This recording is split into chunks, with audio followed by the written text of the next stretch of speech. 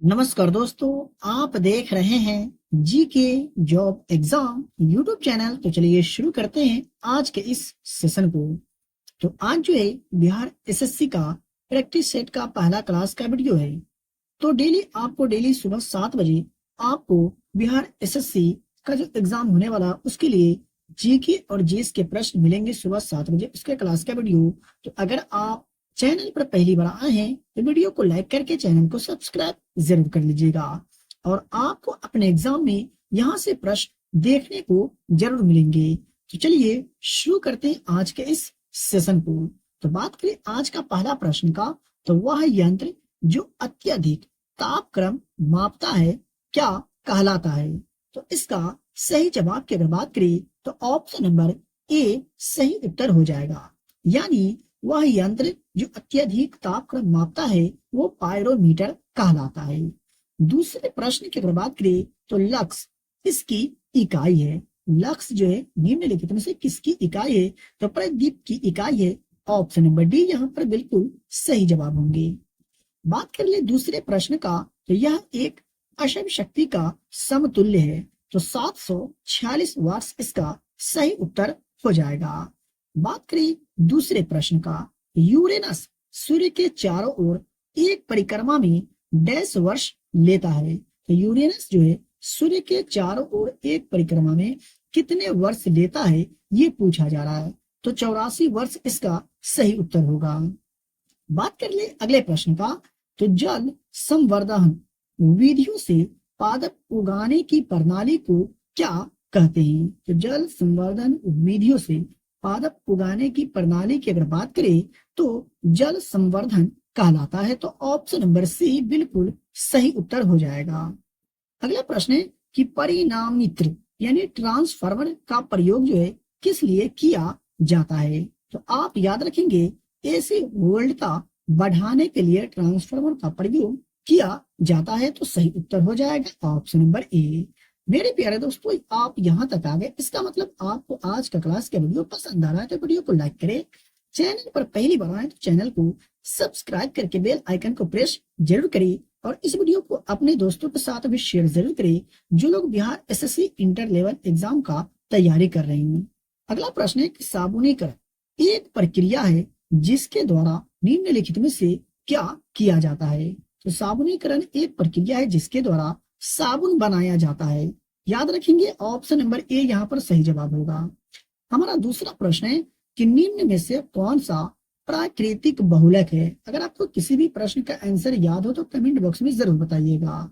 तो निम्नलिखित में से कौन जो है प्राकृतिक बहुलक है? तो इसका सही जवाब होगा ऑप्शन नंबर बी सेल्यूलोज जो है एक प्राकृतिक बहुलक है, दिए गए ऑप्शन में से। दूसरा प्रश्न की अगर बात करें तो ताप उत्क्रमण होता है। तो ताप उत्क्रमण की अगर बात करें तो यह जो है ऋणात्मक ह्रास दर होता है। तो ऑप्शन नंबर बी सही उत्तर हो जाएंगे।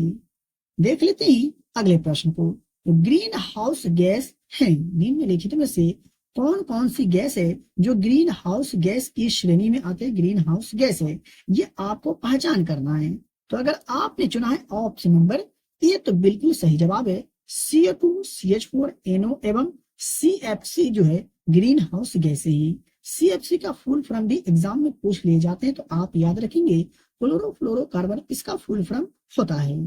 हमारा अगला प्रश्न है कि अत्यधिक प्रदूषणकारी उद्योग किस कोटि में आते हैं? तो अत्यधिक प्रदूषणकारी उद्योग की अगर बात करें तो यह जो है ये कौन से कोटि में आते हैं? तो लाल कोटि में आते हैं। याद रखिएगा, राइट आंसर होगा ऑप्शन नंबर बी। दूसरा प्रश्न है कि बंद अर्थव्यवस्था का क्या अर्थ है? बंद अर्थव्यवस्था का क्या अर्थ होता है? तो ऐसा देश जिसमें कोई आयात एवं निर्यात न हो, यह जो है बंद अर्थव्यवस्था का अर्थ होता हो। ऑप्शन नंबर डी बिल्कुल सही जवाब होगा। देख लेते ही अगले प्रश्न को। तो अगला प्रश्न कि निम्न विख्यात खिलाड़ियों में से राजीव गांधी खेल रत्न पुरस्कार पाने वाला पहला व्यक्ति निम्नलिखित में से कौन था? याद रखेंगे विश्वनाथन आनंद जो है राजीव गांधी खेल रत्न पुरस्कार पाने वाला पहला व्यक्ति था। ऑप्शन नंबर बी सही जवाब होंगे। दूसरा प्रश्न की अगर बात करें तो वर्ष 1857 में मेरठ में प्रथम सिपाही विद्रोह की आग किस दिन भर की, यानी इसकी शुरुआत जो है किस दिन हुई थी, इस तरह से भी आपसे प्रश्न पूछा जा सकता है। तो इसका सही जवाब होगा 10 मई। जी 10 मई 1857 को मेरठ से जो सिपाही विद्रोह था आग भड़की थी, शुरुआत हुई थी, याद रखिएगा। ऑप्शन नंबर ए बिल्कुल सही जवाब हो जाएंगे। मेरे प्यारे दोस्तों, मैं आपको बताते चलूं, अगर आपको किसी भी प्रश्न में डाउट हो, किसी भी प्रश्न के उत्तर में अगर आपको डाउट हो, तो आप हमसे कमेंट बॉक्स में कमेंट करके पूछ सकती हैं। बात करें अगले प्रश्न का, तो यह राज्य नमक का उत्पादन नहीं करता है। निम्न में से कौन सा राज्य है जो नमक का उत्पादन नहीं करता है? तो बिहार इसका सही उत्तर हो जाएगा। भारत में पहली बोलती फिल्म थी, भारत में पहली बोलती फिल्म निम्नलिखित में से कौन थी? तो आलम आरा इसका सही उत्तर हो जाएगा।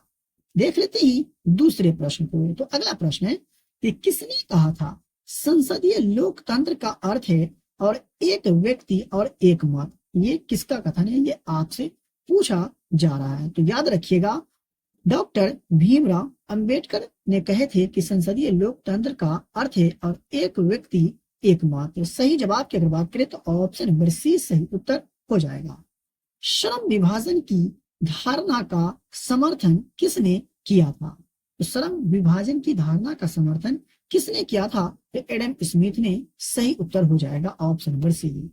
देख लेते हैं दूसरे प्रश्न को। तो भारत के राष्ट्रपति को पद से कौन हटा सकता है?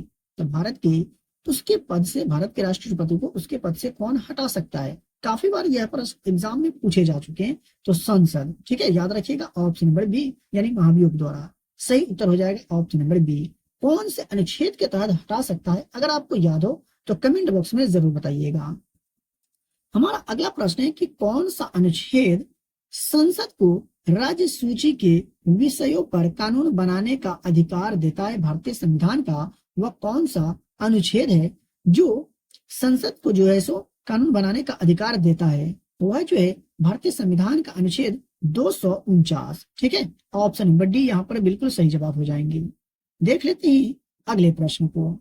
तो हमारा अगला प्रश्न है कि संविधान का कौन सा भाग नागरिकता के प्रावधानों से संबंधित है? ये ऑप्शन में से वो कौन सा भाग है जो नागरिकता से संबंधित प्रावधान जो है ये कौन से भाग में है?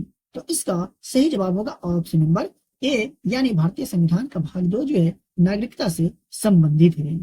अगला प्रश्न की लोकतंत्रीय विकेंद्रीकरण का आशय है। लोकतंत्रीय विकेंद्रीकरण के आशय की अगर बात किया जाए तो ये स्थानीय सरकार सही जवाब हो जाएगा। देख लेते हैं दूसरे प्रश्न को। तो अगला प्रश्न के निम्न में से कौन सा हड़प्पा व्यापार केंद्र था? दिए गए ऑप्शन में से कौन सा हड़प्पा व्यापार केंद्र था? तो याद रखेंगे लोथल। ठीक है, लोथल इसका सही जवाब हो जाएगा। दूसरा प्रश्न कि राज्य नीति के निम्न निर्देशक सिद्धांतों में से कौन सा गांधीवादी दर्शन पर आधारित था? ये भी आप याद रखेंगे। इसका सही जवाब की अगर बात करें तो ऑप्शन नंबर ए यानी ग्राम पंचायतों का आयोजन जो है गांधीवादी दर्शन पर आधारित था। सही उत्तर होगा ऑप्शन नंबर ए। सभी प्रश्न काफी महत्वपूर्ण है और यहाँ से प्रश्न आपको अपने एग्जाम में देखने को जरूर मिलेंगे, तो आप डेली क्लास के वीडियो को जरूर देखें। निम्न में से किसने भारत में फ्रेंच शक्ति को समाप्त कर दिया? निम्न में से वो कौन सा लड़ाई है, कौन सा युद्ध है जिसने भारत में फ्रेंच शक्ति को जो है सो समाप्त कर दिया था? तो वाणिवाश की लड़ाई जो हुई थी 1760 में, इसने भारत में फ्रेंच शक्ति को समाप्त कर दिया। तो सही उत्तर होगा ऑप्शन नंबर डी। अगला प्रश्न की कर्क रेखा नहीं गुजरती है। कर्क रेखा जो है निम्नलिखित में से कौन से देश से होकर नहीं गुजरती है? तो इसका सही जवाब होगा ऑप्शन नंबर बी यानी पाकिस्तान से होकर के कर्क रेखा नहीं गुजरती है। बात करें भारत का, बांग्लादेश का और म्यांमार का, तो इन सभी देशों से होकर कर्क रेखा गुजरती है। और भारत के कितने राज्यों से होकर के कर्क रेखा गुजरती है ये भी आप याद रखेंगे, 8 राज्य। ठीक है, देख लेते हैं अगले प्रश्न को। तो हमारा अगला प्रश्न के विकासशील देशों की निम्न समस्याओं में से कौन सही नहीं है? इसका सही जवाब होगा ऑप्शन नंबर सी यानी वृद्धावस्था वाली आबादी का उच्च अनुपात वाली समस्या जो है ये विकासशील देशों की समस्याओं में से सही नहीं है। तो राइट आंसर हो जाएगा ऑप्शन नंबर सी। बात कर ले अगले प्रश्न का। तो दूसरा प्रश्न कि हर्षवर्धन की आरंभिक राजधानी जो थी ये कहाँ थी? तो हर्षवर्धन की आरंभिक राजधानी जो थी ये थानेश्वर थी। जैव उर्वरक कौन सा है? दिए गए ऑप्शन में से जैव उर्वरक जो है कौन सा है? तो ये जो सिप्रीलम जो है ये जैव उर्वरक है। सही जवाब हो जाएगा ऑप्शन नंबर बी। बात कर ले दूसरे प्रश्न का, तो अगला प्रश्न है कि सतलज, चिनाब और रावी निम्न में से किसकी सहायक नदियां हैं? तो सतलज, चिनाब और रावी नदी की अगर बात करें तो ये किसकी सहायक नदियां हैं? तो सिंधु की सहायक नदियां हैं, याद रखेंगे। मनुष्यों में गुनोरिया रोग जो है ये जिसके कारण मूत्र मार्ग में सूजन आ जाती है, निम्नलिखित में से किसके कारण उत्पन्न होता है? ये आपसे पूछा जा रहा है। तो मेरे प्यारे दोस्तों याद रखेंगे ये जीवाणु के कारण उत्पन्न होता है। मेरे प्यारे दोस्तों ये थे कुछ महत्वपूर्ण प्रश्न जो आने वाले एग्जाम के लिए काफी महत्वपूर्ण है।